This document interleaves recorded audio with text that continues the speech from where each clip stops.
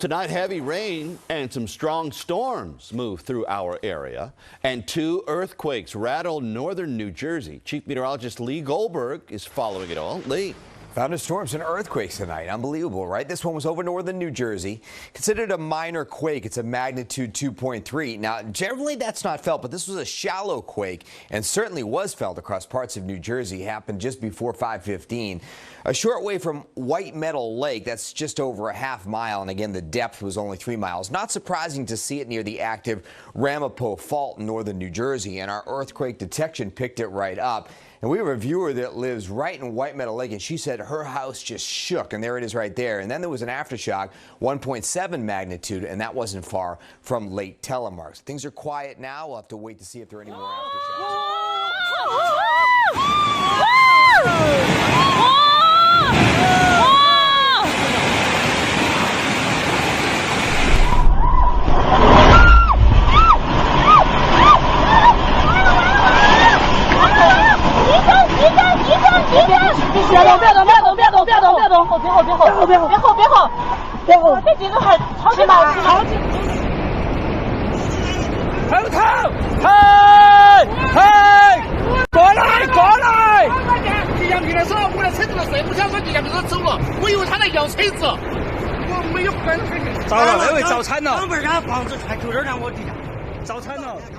This morning, at least 21 people are dead after a powerful 6.6 magnitude earthquake in southwestern China. The quake hit around 1 p.m. local time today. The shaking triggered landslides and damaged homes, and it also knocked out power during the worst heat wave the area has seen in 60 years. Overnight, deadly violence in Baghdad. A culmination of the long-running power struggle between rival Shiite groups and political tension as Iraq's leaders remain deadlocked on forming a government. Powerful cleric Muqtada al-Sadr is using the country's capital as his front line, armed supporters taking to the streets, firing rifles and rocket launchers. After al-Sadr threatened to resign from politics, protesters loyal to al-Sadr breaching the government palace gates, toppling cement barriers, gunfire rippling through the streets. That led to the deaths of at least 30 people, according to the Associated Press.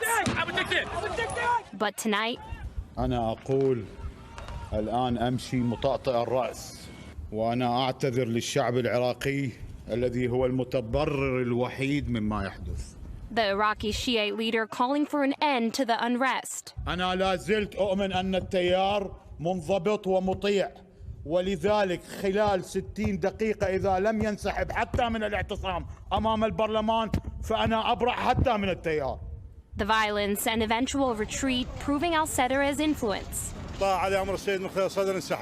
And the reality that danger could soon strike again. In Iraqi Arabic, it's Allah la yarja'ha al-ayyam, which means may God never bring back those days. Al-Sadr emerged as a symbol of resistance against the 2003 U.S. invasion of Iraq, using nationalist rhetoric steeped in religion to win over some of Iraq's most impoverished and unemployed populations. Legal sociologist Ruba Al-Hassani specializes in Iraq relations, and she knows all too well that this is far from over. What does this kind of violence and turmoil do to everyday citizens in Iraq? It creates a culture of fear. And a new election could still take place to determine which party will take control of the embattled region. Many Iraqis have lost faith in this election and the electoral system. So who's going to hold who accountable? But for now, peace in the green zone. At least now some Iraqis can breathe, because last night was very frightening for many people.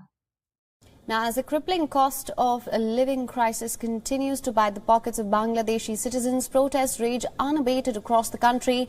Bangladesh has been caught in a quagmire economic crisis and has sought a bailout from the International Monetary Fund.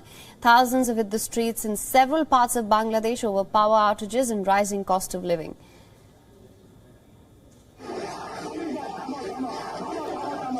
Protests continued for a third day in a row. Thousands of protesters broke through a police cordon in the city, sloganeering against the current government and its alleged economic mismanagement.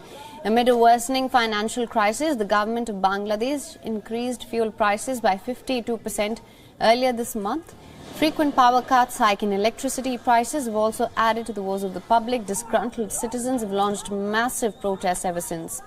Angry mobs heckle politicians on the streets, attack them with sticks and stones. In a bid to allay public anger, the Bangladeshi government has now reduced the cost of fuel by 4%. However, this has done little to assuage the people of Bangladesh, where most people belong to economically weaker sections.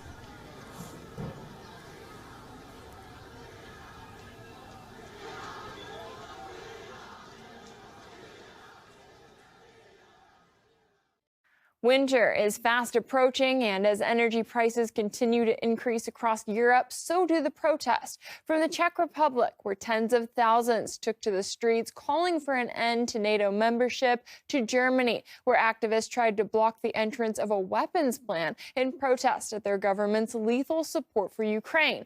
The latest demonstrations are fueling predictions that soaring civil unrest will become the new normal as inflation and energy costs continue to run rampant.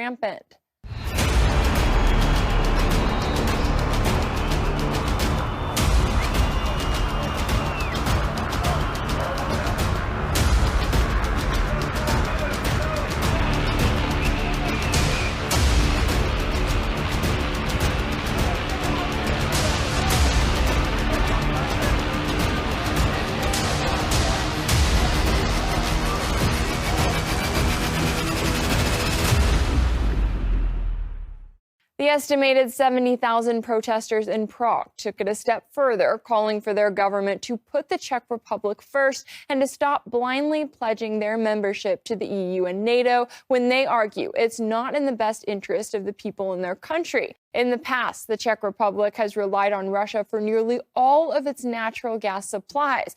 But now that it's following in the footsteps of its EU neighbors by turning its back on Moscow's resources, energy prices have soared, and inflation in the country is expected to hit 20% by the end of the year. While the nation's prime minister condemned the protesters, claiming they were pro-Russian and against the interest of the Czech Republic, the individuals who took to the streets argued it was because of their fight for their country that they want military neutrality and direct talks with Russia on energy supplies.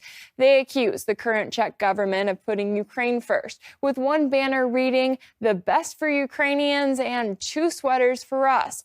So is this a sign of what's to come? And how likely are soaring costs to fuel unrest across Europe this winter? Well, some analysts are now warning it's more likely than ever, especially in countries like Germany, where inflation is nearly at 50-year highs, and the inflation relief package just passed by the German government is seen as a temporary answer to a serious long-term problem. The Czech Republic experienced a Saturday that could still be in store for Germany. Tens of thousands of people demonstrated in Prague against rising energy prices and the Czech government. Right-wing extremist parties and the far-left Communist Party had mutually called for the rally.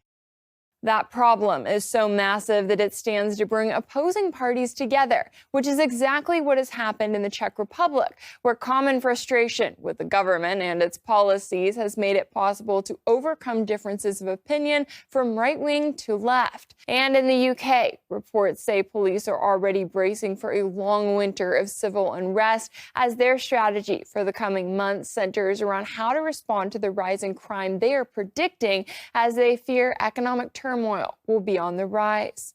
Drawn up with input from the National Police Chiefs Council, the document goes on to say that a more complex and unpredictable risk is the chance of greater civil unrest as a response to prolonged and painful economic pressure. It has already gotten so bad that estimates are showing that by January, it will cost more to stay home in the UK at around £30 for food and electricity than it would to vacation on a cruise, which runs around £19 per day. And that's just the beginning, with some analysts warning that mass civil unrest could be seen well beyond Europe as politicians continue to ignore the voices of the people who are struggling to survive.